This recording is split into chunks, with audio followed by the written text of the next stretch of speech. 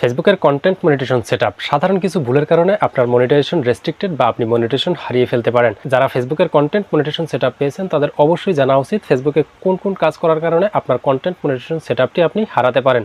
যে কারণে আমরা আজকের এই ভিডিওতে আলোচনা করার চেষ্টা করব ফেসবুকের মধ্যে টপ 5 মিস্টেক, যে মিস্টেকগুলো যদি আপনি করেন সেক্ষেত্রে আপনার কন্টেন্ট মনিটাইজেশন সেটআপ আপনি হারাবেন। তো চলুন শুরু করি। হ্যালো এভরিওয়ান, আসসালামু আলাইকুম। আপনারা দেখছেন ডিএম এক্সপার্ট আইটি আর পুরো ভিডিওর সঙ্গে আছি আমি মোহাম্মদ মাজহারুল ইসলাম।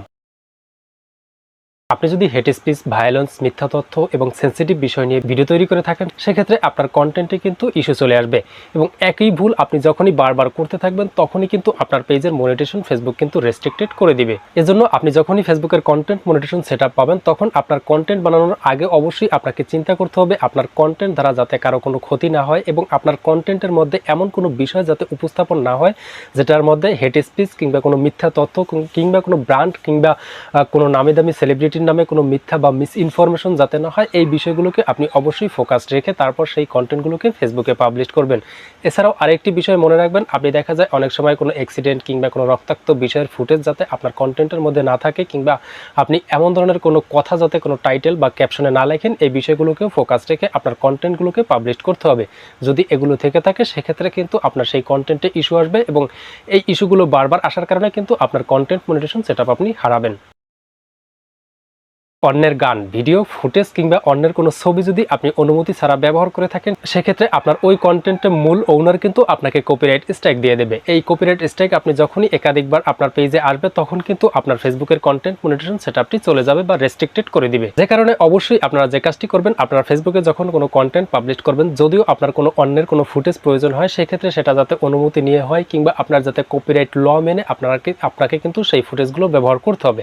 বাট কপিরাইট ল মেনে আপনি যদি আপনার ভিডিওতে এই ফুটেজগুলো ব্যবহার করতে না পারেন সেক্ষেত্রে কিন্তু এই ধরনের ফুটেজগুলো আপনি ব্যবহার থেকে বিরত থাকবেন। পাশাপাশি আমরা নতুন ক্রিয়েটররা কিন্তু সচরাচর একটি ভুলই করে থাকি, সেটা হচ্ছে যে আমাদের কন্টেন্টে মিউজিক ব্যবহার করে থাকি সেটা সঠিক নিয়ম না মেনে।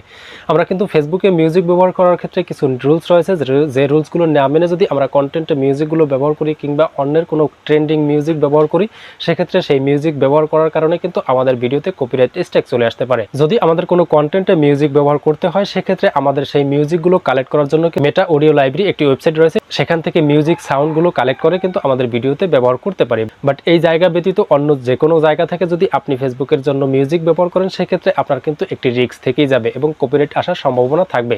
যে কারণে অবশ্যই মিউজিক ব্যবহার করার ক্ষেত্রে আপনাকে অবশ্যই সতর্কতা অবলম্বন করতে হবে। আপনার কন্টেন্টটিকে শেয়ার করার জন্য কিংবা দেখার জন্য কোনো অডিয়েন্সকে এমনভাবে বলা যেমন এই কন্টেন্টটি বা এই ভিডিওটি শেয়ার না করলে খারাপ কিছু হবে, পাশাপাশি এই কন্টেন্টটিতে 10টা কমেন্ট করুন, এই সকল বিষয় যদি আপনি আপনার কন্টেন্টের মাধ্যমে উল্লেখ করেন যেগুলো কিন্তু ফেসবুক মোটেও পছন্দ করে না এবং এগুলো করার মাধ্যমে ফেসবুক ভেবে নেয় আপনি কিন্তু কন্টেন্টের মাধ্যমে ফেসবুকের সিস্টেমকে ফাঁকি দেওয়ার চেষ্টা করতেছেন বা এঙ্গেজমেন্ট বাইট করার চেষ্টা করতেছেন।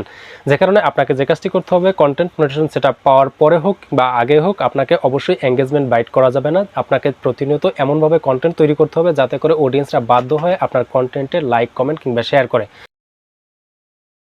অন্যের ভিডিও ইউটিউব, ফেসবুক, টিকটক কিংবা থার্ড পার্টি যে কোনো প্ল্যাটফর্ম থেকে কোনো ভিডিও ডাউনলোড করে আপনি আপনার ফেসবুক প্রোফাইল কিংবা পেজে আপলোড দিলে সেটা লো কোয়ালিটি বা ডুপ্লিকেট কন্টেন্ট হিসেবে ফেসবুক বিবেচনা করে। ফেসবুক মূলত চায় আপনার পেজের মাধ্যমে আপনি এমন ধরনের কোনো কন্টেন্ট পাবলিশ করুন বা অরিজিনাল কন্টেন্ট পাবলিশ করুন। অরিজিনাল কন্টেন্ট বলতে ওই ধরনের কন্টেন্টকেই বোঝায় যেই কন্টেন্টটিতে আপনার নিজস্ব ক্রিয়েটিভিটি, নিজস্ব ফুটেজ এবং নিজস্ব এডিটিং স্টাইল থাকবে বা নিজস্বভাবে আপনি ক্রিয়েট করবেন, সেই কন্টেন্টটাকেই ফেসবুক কিন্তু রিকমেন্ড করে। বাট আপনি অন্যর থেকে কোনো ভিডিও ডাউনলোড করে বা কপি করে সরাসরি আপলোড দিয়ে দিলেন, এই ধরনের কন্টেন্টগুলোকে ফেসবুক কিন্তু লো কোয়ালিটি বা ডুপ্লিকেট কন্টেন্ট হিসেবে বিবেচনা করে। এগুলো যদি আপনি বারবার করতে থাকেন সেক্ষেত্রে আপনার ফেসবুক পেজের মনিটাইজেশন আপনি হারাবেন। ফেসবুক নিয়মিত তাদের partner monetization policies, content monetization policies, community standard violations রুলসগুলো কিন্তু তারা নিয়মিত আপডেট করে থাকে। এই আপডেটগুলো ফলো না করে আপনি যদি আপনার মতো করে কন্টেন্ট তৈরি করতে থাকেন সেক্ষেত্রে কিন্তু আপনার কন্টেন্টে পলিসি ভায়োলেশন চলে আসবে।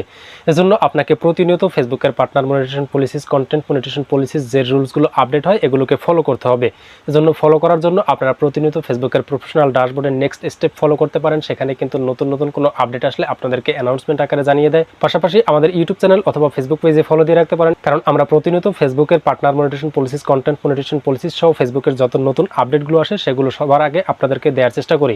এজন্য আমাদের ফেসবুক পেজে ফলো দিয়ে রাখলে পরবর্তীতে যে কোনো আপডেট আসলে আপনারা সবার আগে পেয়ে যাবেন। তো আশা করি ভিডিওটি আপনাদের কাছে খুবই হেল্পফুল হবে। ভিডিওটি যদি ভালো লেগে থাকে অবশ্যই বন্ধুদের মাঝে শেয়ার করে দিতে ভুলবেন না। এছাড়াও পরবর্তীতে এরকম আরও ইম্পর্টেন্ট ভিডিও পাওয়ার জন্য আমাদের ফেসবুক পেজে ফলো দিয়ে ইউটিউব চ্যানেলে সাবস্ক্রাইব করে রাখবেন।